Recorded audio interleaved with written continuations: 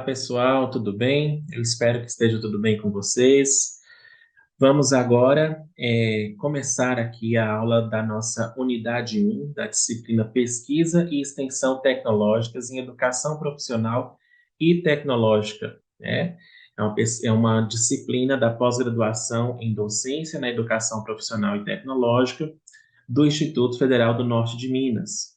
Eu sou o professor João Paulo da Silva Andrade e estarei com vocês durante 4 encontros para que nós possamos desenvolver bem as nossas discussões. Quero lembrá-los que a organização desses encontros, dessas aulas, está sendo feita a partir dos cadernos, né, dos livros que estão disponibilizados no ambiente virtual de aprendizagem. Também as nossas atividades que serão ministradas, né, ao longo da disciplina e que foram ministradas já, elas estão baseadas nesses cadernos didáticos, né, nesses livros que estão lá disponíveis. Então, livro 1, livro 2 e livro 3. As unidades temáticas que nós vamos trabalhar nessas aulas, elas são divididas da seguinte forma. Nessa primeira aula, nós temos o conteúdo e mais algumas percepções relacionadas ao livro 1. Na unidade 2, nós dividimos o livro 2 em duas unidades. A primeira parte, a unidade 2, e a segunda parte do livro 2, unidade 3. E a unidade 4, nós estamos com o livro 3. Então, dessa forma, nós estamos organizando a nossa disciplina. Vamos lá, então. A unidade 1, então, nós prevemos o conteúdo pesquisa e extensão como inovação social. Articulação entre ensino, pesquisa e extensão. Nós vamos verificar nessa unidade o que é o ensino, o que é a pesquisa e o que é a extensão. E como a articulação ela pode ser organizada nesses 3 vieses metodológicos que nós utilizamos dentro da universidade. Então, todas as considerações que forem feitas durante as nossas aulas são considerações relacionadas aos livros que já estão disponibilizados para vocês. Então, todo o conteúdo que nós vamos trabalhar aqui, que nós vamos debater, é relacionado a esse livro. Para iniciarmos nossos estudos sobre a temática, queremos instigá-lo a refletir sobre o que é ensino, pesquisa, extensão e tecnologia. Pare um instante e pense nesses termos. O que você sabe sobre eles? A partir dessa reflexão inicial, apresentamos a seguinte definição. Então vamos pensar, né, pessoal? Aí o que é o ensino, né? O ato de ensinar, que ele nunca está sozinho, né? Ele é ensino e ele é aprendizagem. É algo que é constante, é algo que é permanente. O que é a pesquisa, né? Quando a gente fala em pesquisa, nós pensamos em indagações, nós pensamos em questionamentos, nós pensamos em perguntas. E a extensão e tecnologia? Quando nós levamos essas discussões relacionadas às questões presentes na atuação da instituição que nós estamos inseridos com a comunidade. O que é estender, né? E estender através da tecnologia. Nós temos várias atividades que podem ser desenvolvidas ao longo desse período. Então, aqui a definição que nós temos, a primeira é a definição de ensino. Ensino é uma instância de comunicação, né? Segundo o Rios 2008. Logo, ensinar não é transferir conhecimento. Então, quando nós ensinamos, nós estamos nos comunicando. O ato de ensinar envolve interação e partilha, e deve ser intencional e diretivo. Portanto, requer planejamento didático para possibilitar a construção de competências. E a pesquisa, né? Minay 2007 define pesquisa como atividade de indagação e de construção da realidade. Então, nós temos aí, quando a gente fala de pesquisa, muita coisa relacionada às indagações que surgem a partir do próprio senso comum, né? E a partir desse senso comum, nós trazemos uma cientificidade para aquilo que nós estamos pesquisando e nós estamos construindo uma nova realidade. É o ato conjunto de ações por meio do qual se constrói o conhecimento científico na busca por solucionar determinado problema numa dada realidade. A extensão, né, que nós falamos também, é o processo educativo, cultural e científico que articula o ensino e a pesquisa de forma indissociável, ou seja, elas não se separam, e viabiliza a relação transformadora entre a universidade e a sociedade. E esses dados é do Fórum de Pró-Reitores de Extensão das Instituições Públicas de Ensino Superior Brasileiro. O que é, então, ensino, pesquisa e extensão? Né? Nós demos aí alguns primeiros direcionamentos. De acordo com a orientação normativa 1/2020 da Coordenadoria de Ações de Extensão do Instituto Federal do Espírito Santo, e é interessante a gente prestar atenção durante todo o nosso momento de aula, durante os nossos estudos, que o nosso material de referência, né, é do Instituto Federal do Espírito Santo e vai ser falado a respeito do IFE-ES muitas vezes, para que a gente possa se situar aí na referência do material. A extensão é um processo educativo, cultural, político, social e científico e tecnológico que promove a interação dialógica e transformadora entre o Instituto Federal do Espírito Santo, aqui fala, né, e outros setores da sociedade, levando em consideração a territorialidade. E o que é a tecnologia dentro dessa realidade? No decorrer das disciplinas deste curso, você viu falar bastante, não é, de tecnologia. Trata-se de uma ciência da técnica, a tecnologia, técnica e logos, né? A gente pensar a ciência, o logos, né, da técnica. Essa ciência compreende a técnica como atividade consciente e planejada, que vai além da mera imitação e da repetição de tarefas mecânicas. Nesse sentido, a articulação entre ensino, pesquisa e extensão transcende a prática de uma educação compartimentalizada e dicotômica, entendendo o trabalho como princípio educativo, né? Então, o nosso trabalho, ele é um princípio educativo para que a gente possa se especializar naquilo que nós fazemos. Logo, pesquisa e extensão tecnológicas referem-se a uma prática indissociável ao ensino. Esse tripé é fundamental na consolidação de saberes e fazeres na educação profissional e tecnológica, na produção do conhecimento e na prática pedagógica e profissional. Veja esse exemplo que traz o nosso livro, né? Quando um aluno do curso técnico de informática, orientado pelo professor, desenvolve um aplicativo para resolver uma determinada demanda da sociedade, empresa, enfim, comunidade externa. Ele está realizando pesquisa, ensino e extensão. Então, se a gente for pensar na lógica, um aluno para desenvolver um aplicativo, ele vai precisar fazer uma pesquisa. Ele vai precisar ser ensinado a fazer determinada ação.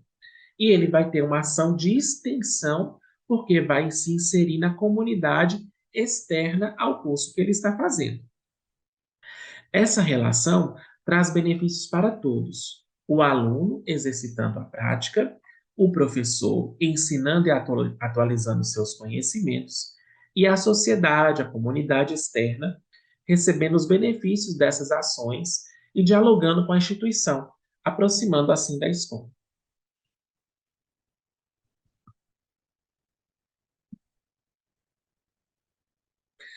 Numa instituição de ensino de educação profissional, há atividades de ensino, pesquisa e extensão. No entanto, é notório que a prevalência está nas atividades de ensino, em seguida, pesquisa e, por último, extensão. Se observarmos os cursos de pós-graduação, veremos que a ênfase é na pesquisa. E aí a gente tem que dar uma paradinha aqui e pensar, né, gente? Nós temos algumas modalidades de pós-graduação no Brasil. Primeiro, vamos pensar na pós-graduação Lato Sensu, que é a pós-graduação que vocês estão fazendo, né?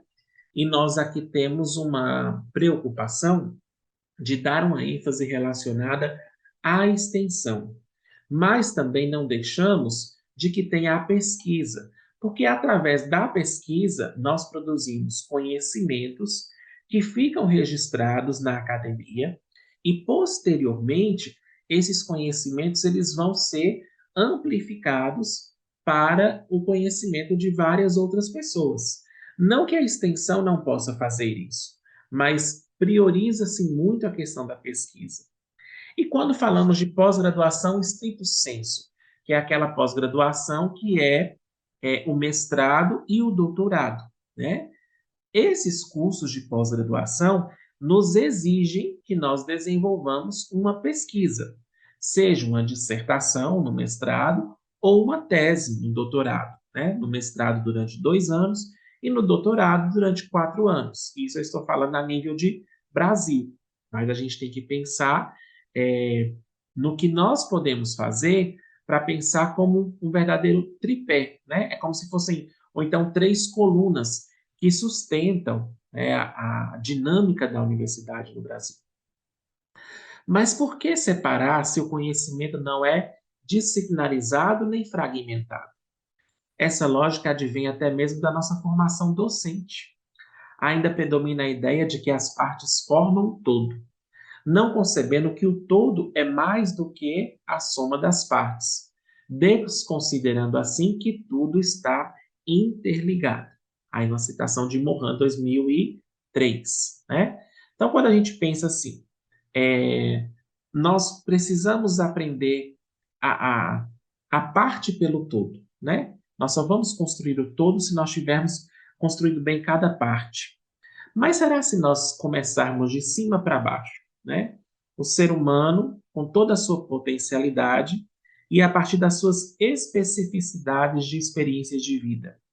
Então, quando a gente chega na universidade, nós já trazemos uma experiência de vida escolar, nós já trazemos uma experiência de vida familiar, nós temos as nossas relações de amizade, as nossas relações de trabalho, os nossos conceitos e os nossos preconceitos. E o que é que vai fazer a grande diferença? A abertura que nós dermos ao aprendizado acadêmico que nós vamos adquirir ao longo do nosso conhecimento, ao longo do nosso percurso de descoberta do conhecimento. Como agora na pós-graduação Lato Sensu, vocês estão em uma formação continuada, né? Todos aqui que estão estudando tiveram uma formação inicial e agora estão na formação continuada, fazendo uma pós-graduação Lato Sensu. Ensino, pesquisa e extensão envolve a articulação de saberes, fazeres, e nesse contexto destaca-se a importância do docente como mediador desse processo de orientar a aprendizagem e criar espaços formativos entre os alunos. Quando, por exemplo, identificamos em nosso contexto a dificuldade dos feirantes em vender seus produtos na época do isolamento social, decorrente da pandemia de Covid-19. Quantos de nós não percebemos isso, né? Que esse livro nos traz assim, um assunto tão atual. Podemos resolver esses problemas apenas com o ensino? Não.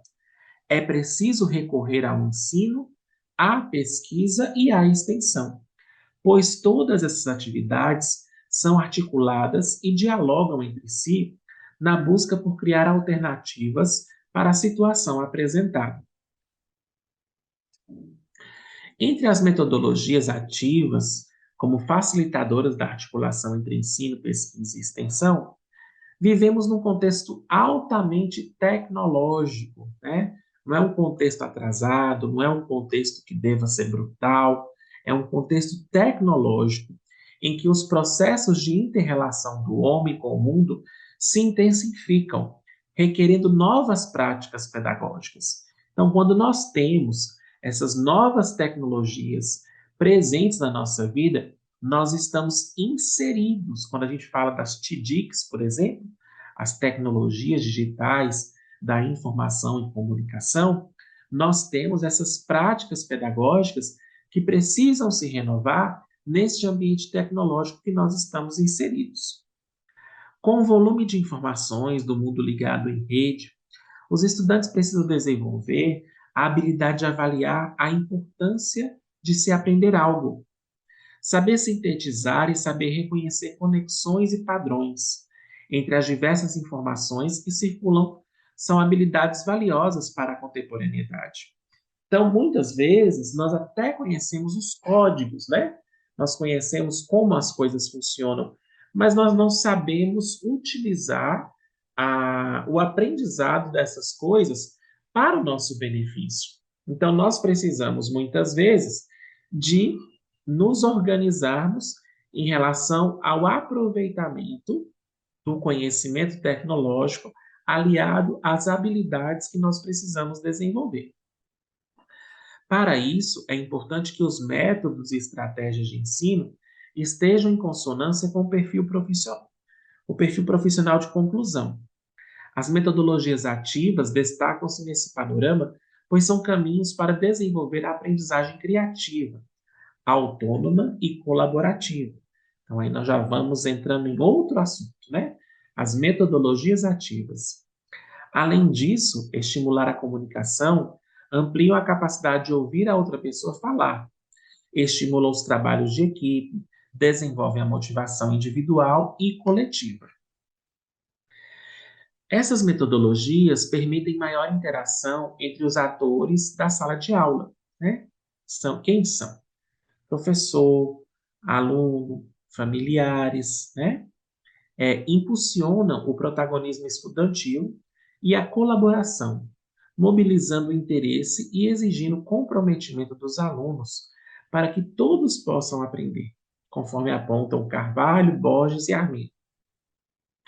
Assim, para desenvolver a aprendizagem significativa, faz-se necessário o envolvimento do aluno por uma metodologia que lhe dê o protagonismo da sua própria aprendizagem, né?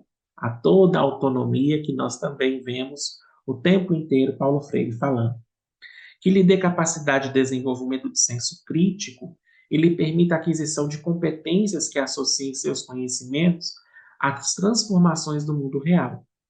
Isso parece ser possível usando metodologias ativas de aprendizagem, que são ferramentas, caminhos que permitem instalar o aluno no centro de sua própria formação profissional, pavimentando o conhecimento através da mediação e acompanhamento do professor.